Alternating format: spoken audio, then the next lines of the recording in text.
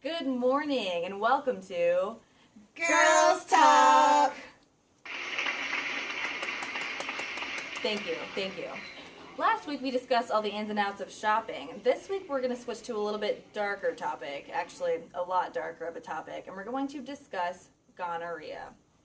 Rena, you want to tell us a little bit about that? Well, about that gonorrhea, let's get started.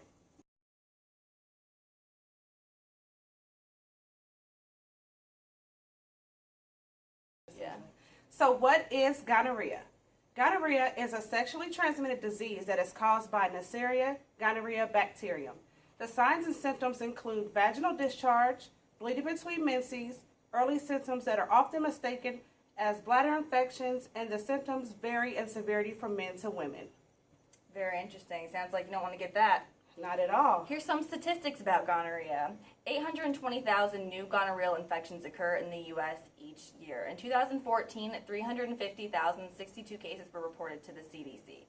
Teenage girls actually account for the highest rates of cases of gonorrhea. Girls that are sexually active who are 25 and younger are at a higher risk for this disease. Neisseria gonorrhea is a gram-negative diplococcus and is the most dangerous and virulent infectious cause of neonatal conjunctivitis. If gonorrhea is left untreated, not only can it be passed to the child, they can also have other complications such as blindness, joint infection, or life-threatening infections. Ophthalmia neonatorum affects 1 to 12% of infants in the Western world. The precise figure varies according to the socioeconomic status of the area, and the figure goes up to 23% in other developing countries. Wow, that's a lot. Well, we're going to discuss a little bit about the neonatal conjunctivitis. Sounds good, Rihanna. Well, with gonorrhea, it can be spread from the mother to the child, and it also increases the risk for HIV. The variable onset ranges from 4 days to several weeks, and the baby will have eyelid edema with severe purulent discharge. And then we're going to turn it over to Jade with the prevention and treatment.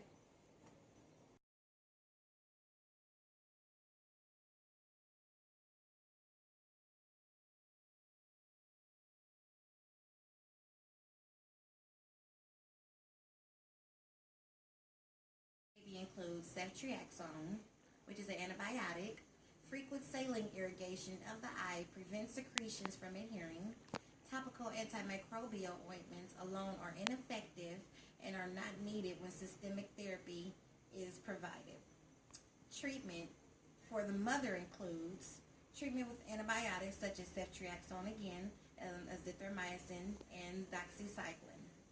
Prevention includes washing your hands frequently to decrease transmission of the neonatal conjunctivitis. Educate pregnant women on the importance of regular exams to detect STIs. Mom should be tested at her first prenatal visit and again at her third trimester. Practice safe sex and abstinence.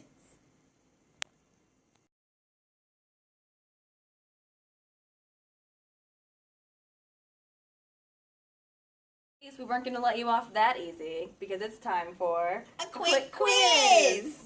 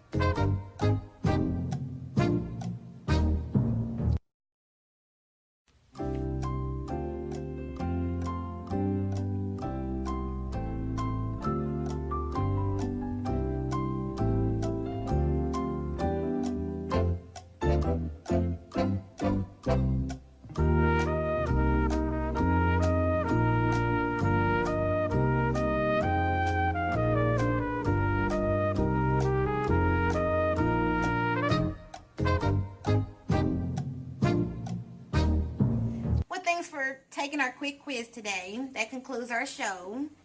So what resources are available?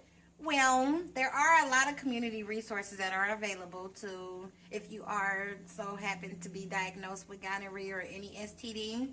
You can visit your local Bellflower Clinic, who offers free treatment as well as counseling, and they will also treat your partner. You can go to your local health department.